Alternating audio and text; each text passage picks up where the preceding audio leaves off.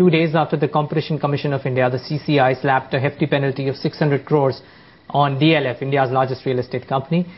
The watchdog will now crack down on more realty players. Devdatta Das now has joins us with some details on what companies could come under that scanner again. Devdatta, this seems to be getting worse for the real estate space, and somehow, I'm just looking at what you have, it seems to be concentrated in the NCR region, all of these companies. Absolutely. These are all NCR companies, and the big ones that we're talking about companies like Unitech, Parshvnath, Omax, all of which have several projects in the planner, stuck also because of cash crunch for all of these companies. The fact is that there have been several complaints from resident welfare associations of all of these builders pouring into the Competition Commission of India. Now, whilst examining and investigating into the DLF case, they found that it was not only this particular company that they were seeing these anomalies with. There were these companies also, namely Unitech, Parshvnath and Omax, that were freely indulging in practices that they have now claimed to be anti-competitive and derogatory to the consumers, to the people who have already booked their flats. And that is one reason why, after that preliminary inquiry into companies like Unitech, Parshvnath, Omax, they are now going to launch DG investigations, post which there will be full-fledged hearings. And as we have seen in the case of DLF, the penalty could be as hefty as the ones that we have seen. It could be several percentage points of their average revenues. The maximum to which it can be is 10% of the 3 years average revenue, which could be working out to be several hundred crores,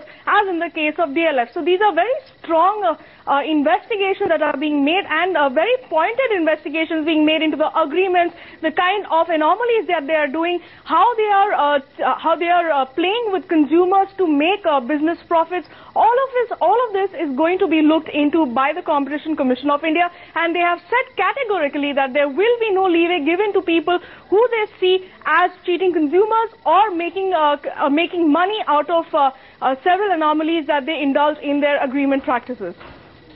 Right. Devdatta, I was just looking at some of the details that are being shared. The investigation is likely to be ordered over the next 10 days. Have you been able to touch base with the managements of any of these companies to get a reaction from them? Because as you pointed out, if indeed they are levied with a charge, then that could run into several hundreds of crores. Absolutely. In fact, we tried to get in touch with two of these companies, Unitech. While we spoke to Unitech, we were told over the phone that while they have not received any communication from the Competition Commission of India, they would not want to comment as they have not heard about it. But having said that, the Competition Commission of India is in the process of tabulating the papers, and they will be sending the confirmations and the information about what are the informations that the DG would be requiring very soon. The Competition Commission of India has launched a preliminary inquiry a month ago, based on which these serious investigations are going to be carried out.